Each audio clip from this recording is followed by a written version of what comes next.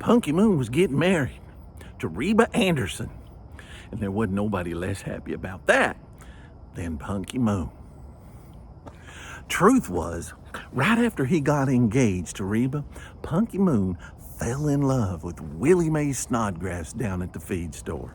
And now, he was in a mess of trouble. The announcement was already in the paper. Reba had the ring, the dress. Punky didn't know what he's going to do. There wasn't no way out of it that he could see. Finally, he just throwed his hands up in the air and said, "Shucks, I might as well just be dead." Well, that might be about the best idea he'd had yet. If he was dead, he wouldn't have to marry Reba. She wouldn't get furious at him, trying to kill him. Then he could run off far away with Willie Mae Snodgrass. Well, right then, Punky Moon decided to plan his own funeral. First thing he needed was a coffin. Now, Punky's best friend in the whole world is Toad McAllister. Toad owns a furniture workshop downtown. Well, Punky figures Toad could make him a cheap wood coffin. So he explains his plan to Toad, swore him to secrecy. Punky says, heck, Toad could use scrap wood if he wants. The coffin don't have to last longer than a couple of hours.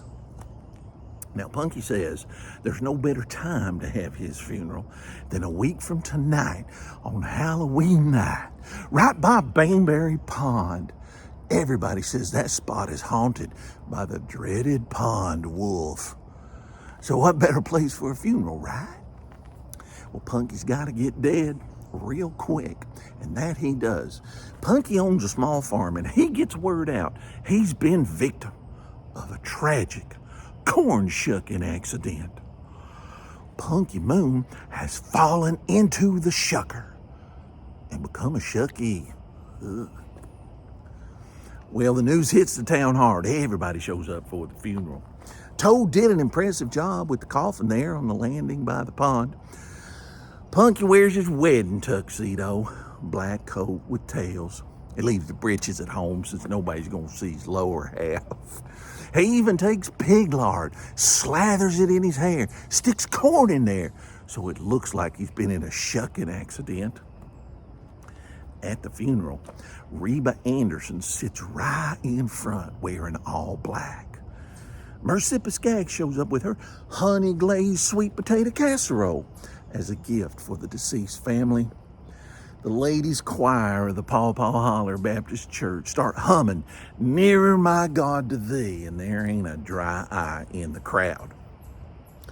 Well, it's about 39 minutes into the service when Punky Moon feels the first little tickle on his left foot. He scratches it real carefully with his right foot. Nobody sees nothing. Soon, though, he feels a tickle on his right foot. And then another one. And then another one on his left. Well, it ain't long before he feels about 1 billion little somethings crawling all over his legs. Oh, this might be the best time to mention that Toad used not only scrap wood to build Punky's coffin, but also termite-infested scrap wood. At the very moment, the ladies' choir of the Paw Paw Holler Baptist Church starts singing, stand up for Jesus." Punky Moon stands up in his bug swarm coffin and starts hollering, "They're a-biting, they're a-biting," all the while dancing a pantsless jig in front of the whole town. The ladies' choir of the Paw Paw Holler Baptist Church think Punky's being chewed on by the pond wolf, and they start running and screaming. Well, while he's contorting, one of the tails from Punky's tuxedo jacket touches a candle, bursts into flames. Mercippa Skaggs believes she's seeing a glowing ghost. She keels over, spilling sweet potato casserole all over the ground. The burning, gyrating Punky goes marching through the casserole. His bare legs get slathered in honey glaze. He stomps on an anthill, and angry ants declare war on the termites. They reenact the Battle of Atlanta right there on Punky's upper thighs. Oh, everybody at the funerals are hollering like cats under a wagon wheel.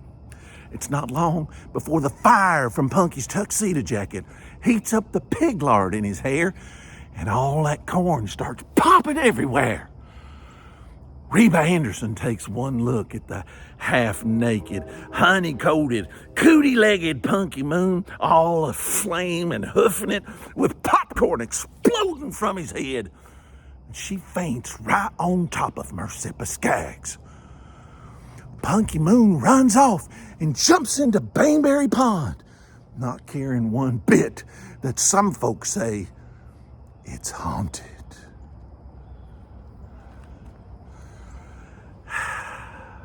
Well,